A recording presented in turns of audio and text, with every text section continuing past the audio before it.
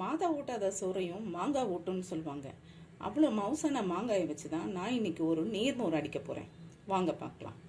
அதுக்கு நல்லா பொடிசாக சீச்ச மாங்காயை ஒரு ஸ்பூன் எடுத்துக்கோங்க.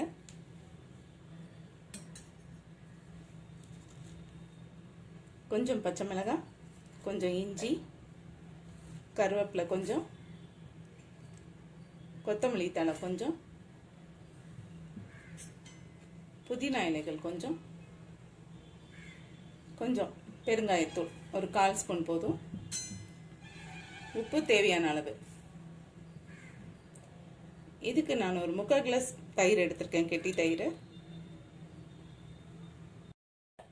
ஒரு 3/4 கிளாஸ் தண்ணி விட்டு நல்லா மிக்ஸி ஜாரில் நைஸாக அடிச்சுட்டு எடுத்துகிட்டு வரலாம். சர்வ் பண்ணுறதுக்கு முன்னாடி கொஞ்சம் இந்த மாதிரி சீச்ச மாங்காவை ஒரு ஸ்பூன் போட்டுட்டு நம்ம ரெடி பண்ண மோர் அதில் ஊற்றி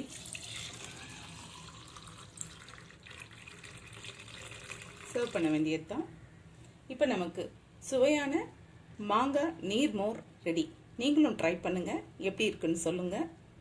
என்னோடய வீடியோ பார்க்குறவங்க லைக் பண்ணுங்கள், ஷேர் பண்ணுங்கள், சப்ஸ்கிரைப் பண்ணி என்னோடய சேனலுக்கு சப்போர்ட் பண்ணுங்கள்.